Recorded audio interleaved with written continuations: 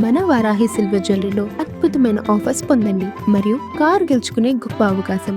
Last 2021 ఎలక్షన్లో కొంతమంది వచ్చి ఇక్కడ కొట్టినట్టుగా నటించేలా చేశారు. నా ఇంటికి వచ్చి నేను ఆ టైంలో ఇక్కడ లేను, అప్పుడే వస్తూ ఉన్నాను.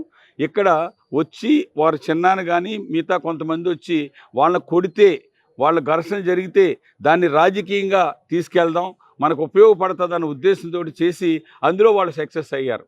ఇప్పుడు ఇతను 2 నెలల నుంచి చెప్తూ ఉన్నాడు, నన్ను మర్డర్ చేసేనాక చూస్తున్నారు, నన్ను చంపేనాక మల్లాడి కృష్ణారావు ప్లాన్ చేస్తున్నాడు, 2 రోజుల క్రితం సావిత్రి నగర్లో మీద అటాక్ చేశాడు అని చెప్పారని మీరు చెప్తున్నారు.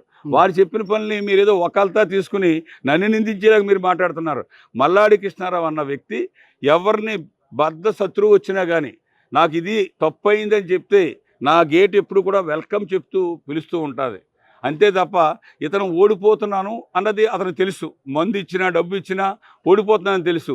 ఇప్పుడు సింపతితోటి ఎక్కడో మల్లాడి కృష్ణారావు ఫాలోవర్స్ నన్ను కొట్టేశారు అని అతను బట్టలు చింపుకునో కొట్టినట్టుగా చేసుకునో చేసి దీన్ని ఎలక్షన్కి ఉపయోగించాలన్నది ఆ స్ట్రాటజీలో వెళ్తున్నాడు. ఆ స్ట్రాటజీని మీరు తెలియకుండా, హైదరాబాద్ నుంచి వచ్చారు కాబట్టి ఇక్కడ ఏం జరుగుతుందనేది తెలియకుండా ఈ పాయింట్ నేను మీరు నిందించేలాగా మాట్లాడుతున్నారు. నా వ్యక్తిత్వం అటువంటిది కాదు. నిందించడమో వకాలతో పుచ్చుకోవడమో మా బాధ్యత కాదండి. ఉన్న విమర్శల గురించి అడుగుతున్నా, ప్రధానంగా మాట్లాడుతున్నారు ఆయన.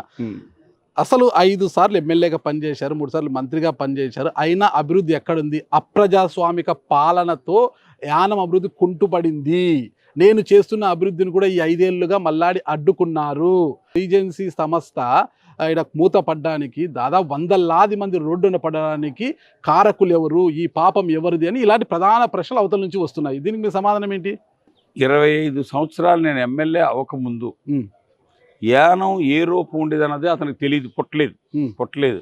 నీ తండ్రి నాతోటి 2 ఎలక్షన్లో పోటీ పడి ఓటమి చెందాడు.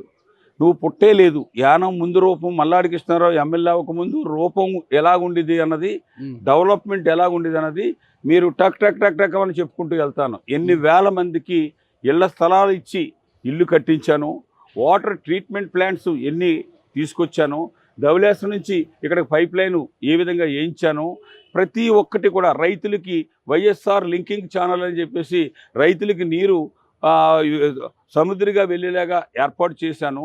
ఆంధ్రప్రదేశ్ ప్రభుత్వం నుంచి ఏ విధంగా అయితే ముందు కంటే ఎక్కువ మంచినీరు కావచ్చు, రైతులు కావచ్చు, ఈ కోటా ఏ విధంగా పెంచేలాగా ఏర్పాటు చేశాను.